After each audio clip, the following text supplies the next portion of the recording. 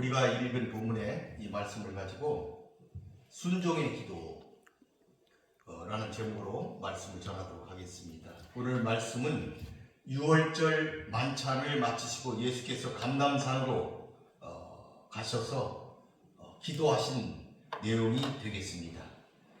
오늘 본문에는 예수께서 인류 구속의 대업을 완성하시기 위하여 친히 감당하셔야 할 십자가 순환을 이제 목전에 둔 그 마지막 그 밤에 기도로서 이를 준비하신 유명한 예수님의 겟세마네 동산에서의 기도가 되겠습니다.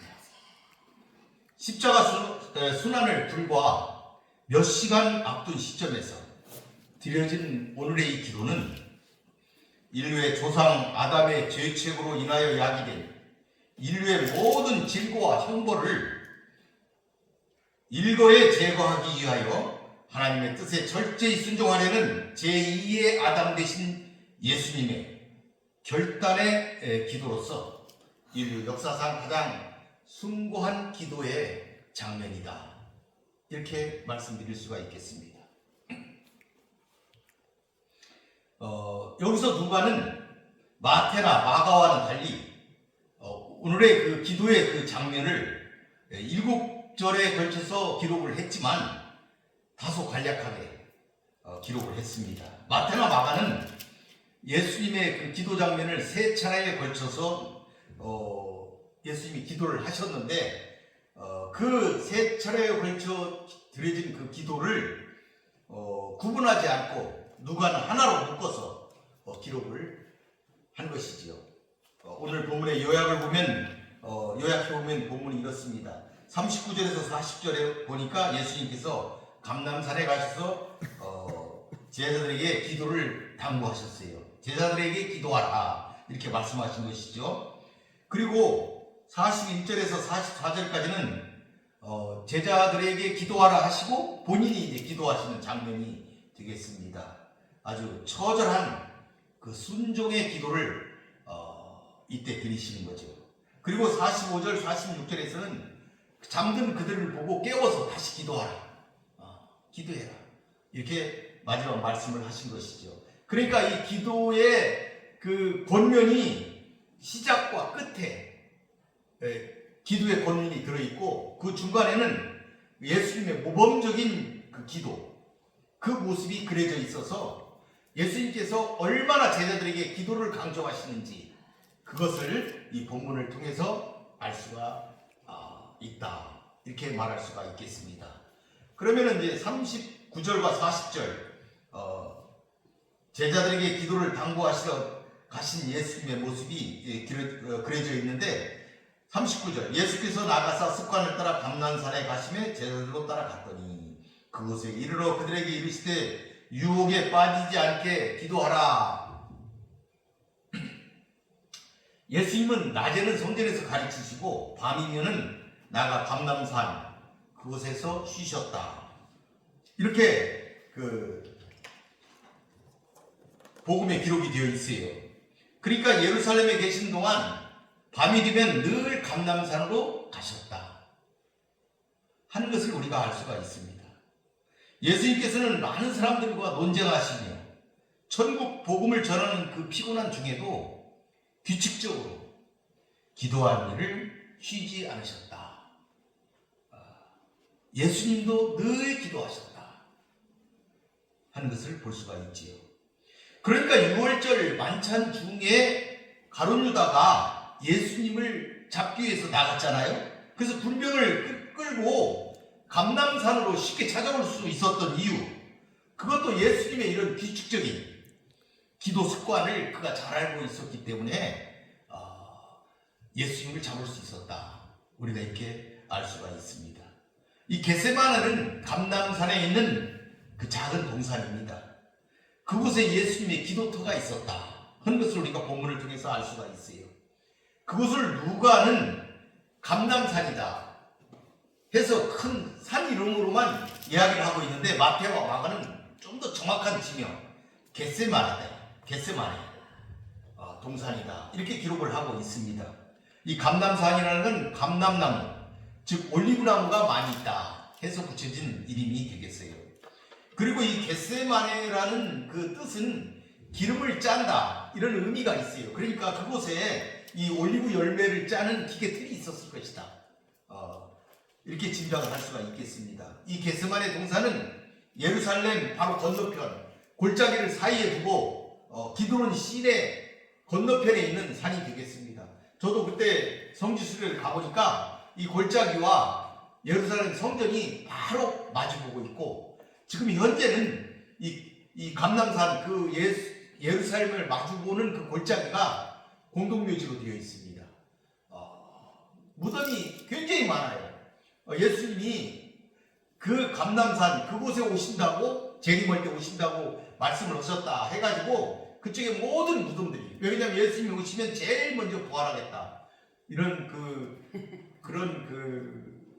그런 신앙을 가진 분들이 그곳에 무덤을 하고 무덤으로 꽉 차 있습니다. 지금은 올리브나무가 없고 무덤만 있는 것을 볼 수가 있었습니다. 예수님은 당시에 그곳에 기도하러 가시면서 제자들을 데리고 가신 것이죠. 그러면서 제자들에게 유혹에 빠지지 않게 기도하라 이렇게 말씀하셨습니다. 유혹에 빠지지 않게 하라. 여기서 유혹이라는 것은 인간의 죄성에 기인한 것이죠. 그러니까 직접적으로는 이 말씀을 하신 그 직접적인 당시 그들로 한정해서 말을 한다면 예수님이 체포될 그때 발생하게 될 제자들의 그 배신이나 그들이 느끼게 될 위기, 절망, 그것을 유혹이다. 그때 그들이 느끼게 될 것을 유혹이다 이렇게 표현했다고 볼 수도 있지요. 그래서 예수님께서 제자들이 낙담하며 자신을 부인하는 그런 유혹에 빠지지 않도록 깨어 기도하라 이렇게 말씀하셨다.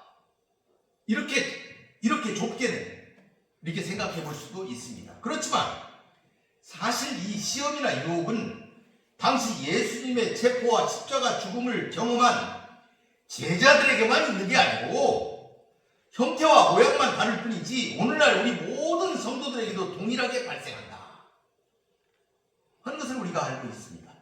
그러므로 시험이 있는 것이 문제가 아니고 이 시험의 유혹에 빠지는 것이 문제고 죄이다 이렇게 말할 수가 있는 것입니다. 그러므로 유혹에 빠진다는 그런 죄의 영향권 안에 들어간다는 이 말, 시험에 든다는 이 말은 죄의 유혹에 빠져 그 영향권 안으로 들어간 상태, 죄악의 영향권 안으로 들어간 그 상태, 그것을 유혹에 빠진다 이렇게 설명할 수가 있겠습니다. 예수님은 제자들이 죄의 유혹에 빠져서 빼앗겨서 낙심하며 절망할 것이 아니라 부활의 확신을 가진 담대한 믿음의 용사가 되기를 원하셨기 때문에 제자들에게 기도하라 이렇게 요구하신 것이었습니다. 여기서 기도하라 이렇게 예수님이 말씀하신 것은 명령형입니다. 기도하라 이 원어는 요청하라 이런 뜻이에요. 요청하라 이런 뜻인데 아주 강렬하고도 특별한 목적을 가지고 드리는 그 기도, 그렇게 기도하라, 특별한 목적을 가지고 강렬하게 기도하라 이런 의미가 담겨있다.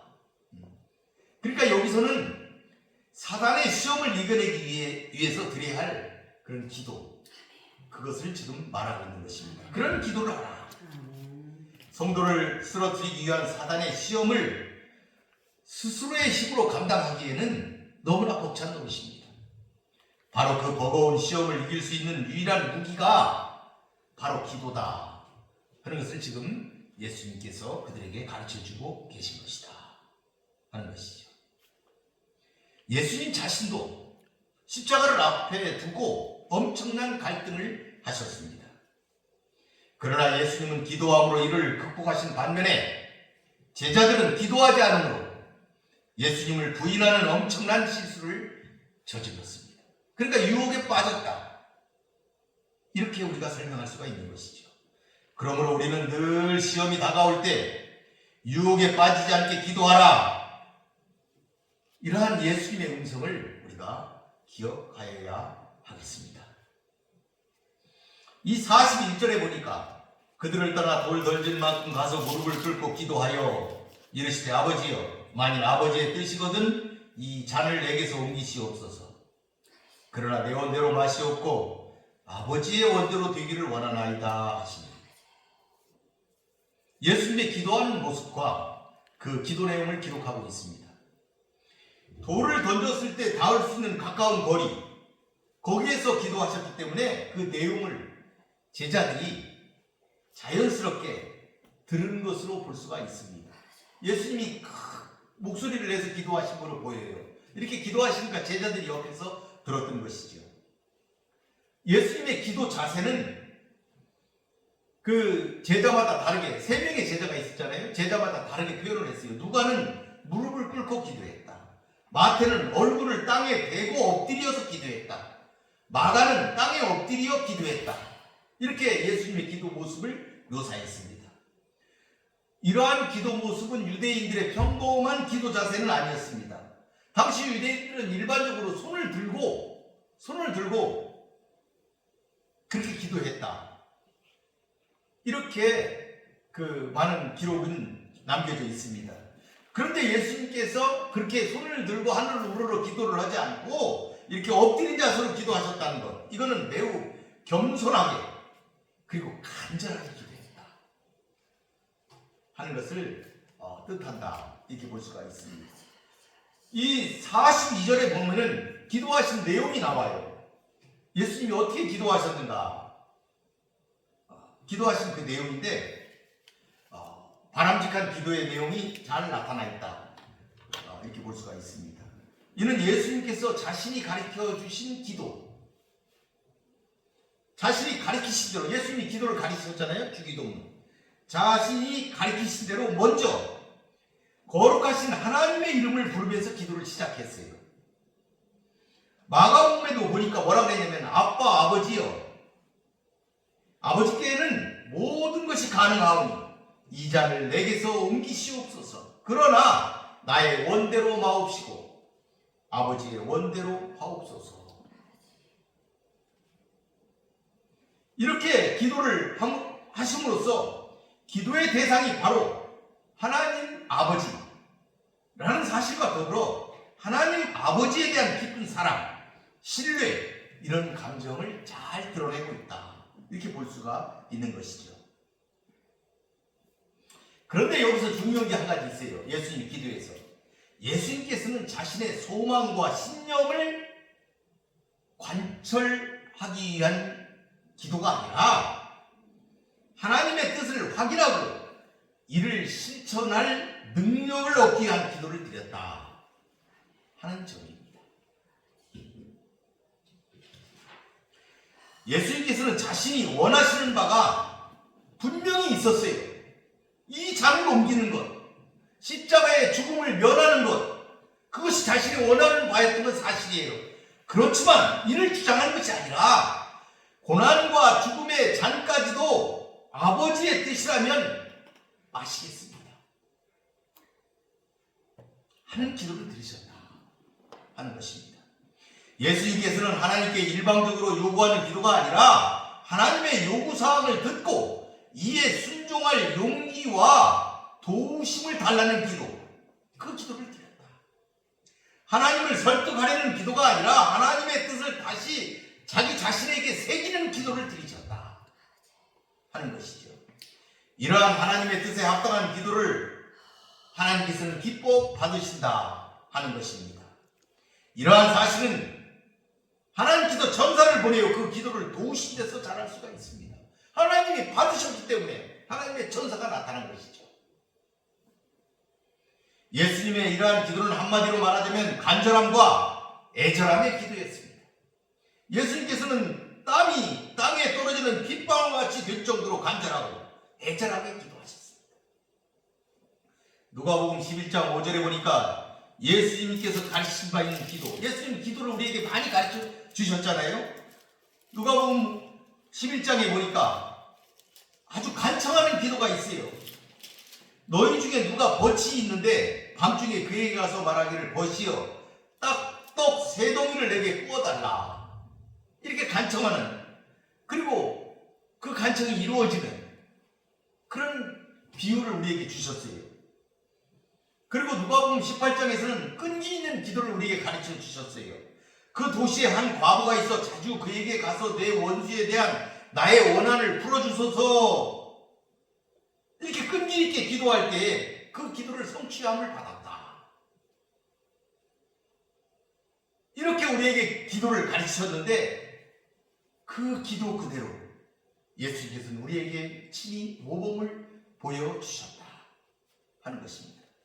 그러니까 이러한 간절하고 애절한 기도는 자신이 뜻한 바를 이루기 위한 것이 아니라 하나님의 뜻을 확인하고 이를 실천할 힘을 얻기 위한 기도라는 점에서 더 큰 감동이 우리에게 있는 것이다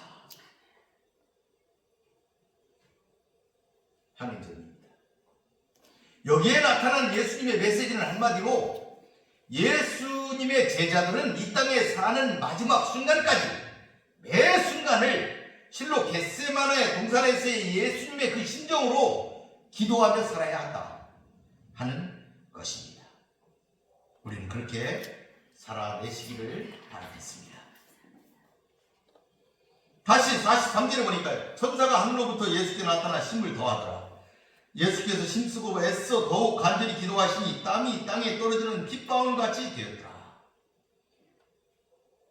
예수님께서 기도하시자 나타난 기도의 현상입니다. 그걸 기록하는 구절이에요. 예수님이 이렇게 기도했더니 천사가 나타나 예수님을 도왔다. 이렇게 43절은 기록하고 있습니다. 힘을 더하더라. 이렇게 기록을 했어요. 격려하여 힘을 돋구어 줬다. 이런 뜻입니다. 사실 마태복음에 보면 마태는 예수님의 그 다른 말이 기록되어 있어요. 내가 심히 고민하여 죽게 되었으니, 이렇게 예수님이 그 당시에 말씀하셨는데, 당시 예수님은 십자가 고난을 눈앞에 두고 말할 수 없이 힘든 상태에 있었다 하는 것을 우리가 알 수가 있습니다. 이런 상황에 계신 예수님께서, 이런 예수님께 천사가 나타나서 십자가의 길을 잘 감당할 수 있도록 기도하는 것을 돕고 있는 그런 모습이 본절에 잘 나타나 있습니다. 여러분, 이런 천사의 나타남은 42절 예수님이 기도하신 기도에 대한 응답입니다.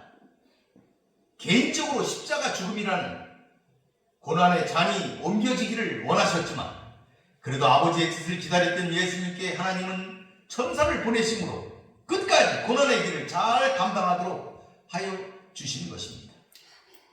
천사가 나타난 목적은 십자가 고난의 길을 잘 갈 수 있도록 힘을 부어주시길 원하는 예수님의 기도를 돕는 것이었습니다.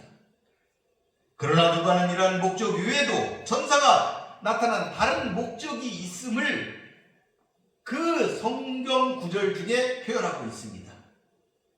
이 본문의 이 내용을, 그 원문을 잘 직역을 하게 되면 이게 뭐가 어떻게 되냐면, 예수를 돕는 천사가 하늘로부터 예수께 나타났다. 이 직역은 그렇습니다. 그러니까 천사가 나타났다. 예수님을 돕는 천사가 나타났다. 이게 직역입니다. 그러니까 원문이 강조하는 것은 천사가 예수님의 기도를 도왔다는 사실보다는 예수님의 기도를 돕는 천사가 나타났다. 나타난 거에 초점이 있어요. 천사가 나타났다.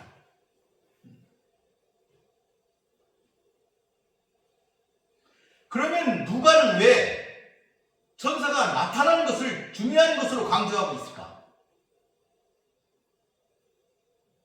그것은 바로 예수님의 고난의 길이 사탄과의 영적 전쟁임을 나타내고자 하는 그런 의미가 있다. 이렇게 보는 것이죠. 이 사탄, 예수님의 광야 시험 이후 한 번도 나타나지 않다가 이제 예수님이 돌아가시려고는 이때 가룟 유다에게 사단이 들어가고 베드로를 유혹하는 모습으로 사탄이 다시 나타난 것입니다. 예수님의 공생의 사역으로 말미암아 일축되었던 사탄이 자신의 세력을 만회하기 위해 마지막으로 몸부림치고 있는 그런 순간이었다 하는 것입니다. 예수님이 이 땅에 오신 이후 하나님 나라가 본격적으로 선포되고 하나님 나라가 확장됨으로 인하여서 공중 권세를 잡은 사탄의 세력이 점점 약화되어 갔습니다. 그래서 사탄의 세력은 결정타임 그리스도의 십자가 죽음과 부활의 사건을 앞두고 나름 최대한의 힘을 발휘하여 만회하고자 발버둥치고 있는 그런 때였다 하는 것입니다. 이에 하나님은 다시금 전사를 보내어 사탄과의 전면전이 시작되었음을 알려주신 것이다. 그러니까 이 전사가 나타난 것은 예수님을 돕는 하나님의 배려일 뿐만 아니라 그리스도의 십자가 대속 사역을 완수함으로 말미암아 발버둥치는 사탄의 세력에 결정적인 타격을 줄 영적 전쟁을 예고하는 그러한 영적인 의미가 있다 하는 것입니다. 그래서 천사가 나타났다. 큰 싸움이기 때문에 천사가 나타났다 하는 것을 우리가 생각해 볼 수가 있겠습니다. 이처럼 예수님의 십자가 고통을 앞두고 계속되는 사탄과의 맞서는 이 영적 전쟁을 묘사하는 문구가 뭐냐? 땀이 땅에 떨어지는 핏방울같이 되었다. 이렇게 싸웠다 이거예요. 예수님이 사탄과 이렇게 싸웠다. 우리는 이 표현을 통하여 죄인들을 대속하시기 위하여 반드시 가셔야만 할 십자가 고난의 길을 앞에 두고 예수님은 필사적인 힘을 쏟아 매우 간절히 기도하셨던 것을 우리는 본문을 통하여 알 수가 있는 것입니다. 45절에 보니까 기도 후에 일어나 제자들에게 가서 슬픔으로 인하여 잠든 것을 보시고 이르시되 어찌하여 자느냐? 시험에 들지 않게 일어나 기도하라. 이제 다시 예수님께서 기도를 마치시고 돌아오셔서 제자들에게 권면하시는 그런 구절이 되겠습니다. 다시 기도하라 이렇게 이제 권면하시는 장면이지요. 마태와 마가는 그 자는 제자들을 예수님이 3번씩이나 찾아왔다 이렇게 기록을 하셨어요. 그리고 책망하셨다 이렇게 이제 기록을 하고 있는데 누가복음에서는 딱 한 번만 기록을 했어요. 그리고 또 한 번만 기록을 했는데 거기서도 뭐라고 했냐면 제자들이 슬픔으로 인해서 잠들었다 이렇게 설명함으로써 제자들을 좀 이렇게 두둔하는 뉘앙스를 본문에 주고 있습니다. 그러니까 누가는 제자들 중 한 사람이 예수님을 배반하여 팔아 넘긴다는 그 예언, 또 베드로와 제자들이 예수님을 부인할 것이라는 그 예언, 이런 예언을 듣고 제자들이 깊은 슬픔과 번민 속에 빠졌고 이러한 그 정신적인 스트레스, 육체적인 어떤 피로함으로 말미암아서 그만 잠들고 말았다. 이렇게 기록을 했다. 이렇게 우리는 볼 수가 있어요. 그렇지만 이런 제자들을 향하여 주님은 어찌하여 자느냐? 일어나라, 기도하라. 이렇게 그들에게 요청하신 것입니다. 이 문장은 마태와 마가가 기록한 깨어 기도하라. 이거보다 더 강한 의미가 있는 명령입니다. 물론 제자들은 피곤해서 어딘가 기대서 누워서 잠들고 있었을 것입니다. 누가는 그들의 육체를 바로 일으켜 세워서 기도하라는 표면적인 어떤 의미, 그것만 쓴 게 아니고 깨어 기도하라 이 의미 속에는 죽었던 자가 다시 일어나고 슬픔에 빠져 절망과 번민 속에서 영적으로 자고 있는 제자들에게 다시 마음을 새롭게 하여 기도함으로 앞으로 닥칠 고난에 대비하라. 이러한 것을 촉구하고 있는 그런 문장이다. 좀 더 강한 의미가 있는 문장을 사용했다. 단어를 썼다. 이런 얘기입니다. 그러니까 단어가 조금 더 강한 의미의 단어를 사용했다 하는 것이죠. 그러면 왜 이렇게 기록을 했을까? 기도만이 고난에 대한 해결책이기 때문에 그렇게 한 것이죠. 그렇게 모두 기도로 힘을 얻는 그러한 우리들이 되어야 하겠다. 이 본문을 통해서 우리들이 예수님이 기도하라 하신 말씀 속에서 누가가 이렇게 강력한 문장을 통하여 우리에게 기도하라 이렇게 하는 것은 그런 사람들이 되어야 되겠다. 그런 성도들이 우리가 되어야 되겠다 하는 것을 말씀하고 있는 것이다. 이렇게 우리들이 받아들여야 하겠습니다. 본문의 말씀을 다시 한번 정리를 해보겠습니다. 오늘 본문은 고난주간 다섯째 날 목요일 있었던 각종 사건의 종결 부분입니다. 이 기도가 끝나면 예수님이 붙잡혀 가서 죽으시는 거예요. 이 밤에, 그 밤에 고난을 당하시는 것이죠. 죽음을 앞둔 주님의 겟세마네 동산에서의 간절한 기도 장면입니다. 39절에 보니까 주님은 습관을 따라 기도했다 이렇게 말씀하셨어요.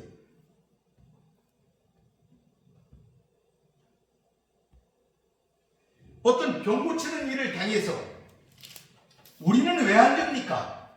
하는 제자들에게 주님이 이렇게 얘기를 했어요. 기도 외에는 다른 것으로는 이런 유가 나갈 수가 없다. 우리는 왜 안 됩니까? 제자들이 물었을 때 기도 외에는 이게 되지 않는다. 이렇게 말씀하신 그 말씀에 비추어 볼 때 예수님의 권세와 능력 모든 것을 감내해 내시는 그 인품은 바로 이 기도에 의해서 이루어졌다 해도 과언이 아닐 것입니다. 예수는 필요에 따라 그때그때 기도하신 것이 아닙니다. 습관을 따라 기도하신 것입니다. 우리도 예수님의 이러한 기도 습관을 본받아야 하겠습니다. 40절에 보니까 기도는 유혹에 빠지기 전에 해야 된다 하는 것을 우리가 알 수가 있습니다. 주기도문에서도 예수님이 가르쳐 주셨어요. 시험에 들지 말게 하시옵고 이렇게 하시며 시험에 들기 전에 기도하여야 한다 하셨습니다. 기도해야 시험에 들지 않는다는 말입니다. 그러므로 일이 발생해서 다급하게 기도하는 사람이 아니라 일이 발생하기 전에 미리 기도로 시험을 준비하는 여러분이 되시기를 간절히 바라겠습니다. 42절에 보니까 아버지의 뜻이 이루어지는 순종하는 기도를 드려야 하겠다 하는 것을 우리가 알 수가 있겠습니다. 아버지의 뜻을 꺾는 기도가 아니라 내 뜻을 꺾는 기도여야 한다는 말이죠. 내가 바뀌어야 하는 기도여야 한다는 것입니다. 키에르케고르는 기도는 아버지 하나님을 바꾸지 않고 기도하는 자를 바꾼다 이렇게 말했습니다. 그렇습니다. 바로 이것입니다. 기도는 기도자 자신을 바꾸는 것이어야 합니다. 하나님의 뜻이 이루어지게 하는 것입니다. 하나님의 뜻이 이루어지게 하는 것, 그것이 가장 이상적인 순종하는 기도다. 이것이 예수님의 기도였다. 우리는 이러한 기도를 하여야 하겠다 하는 것입니다. 45절을 보면 성숙한 기도는 자신만이 아니라 타인을 위한 기도여야 한다 하는 것을 보여주고 있습니다. 여러분, 예수님은 이 기도가 끝나면 지금 제자인 가룟 유다가 배반해가지고 예수님이 잡혀갑니다. 바로 이 기도가 끝나면 그걸 예수님은 말씀하셨어요 이미. 그러면은 누가 누구를 위해서 기도를 해야 되겠습니까? 여러분, 누가 누구를 걱정해야 되겠습니까? 예수님과 제자들 4사람이 지금 있는데, 예수님과 제자 3사람이 있는데 예수님이 제자들을 위해서 기도를 해야겠습니까? 아니면 제자들이 예수님을 위해서 기도를 해야 되겠습니까? 그 밤에 어떻게 해야 되겠습니까? 여러분 같으면 어쩌시겠습니까? 여러분 같으면 그때 잠을 자겠습니까?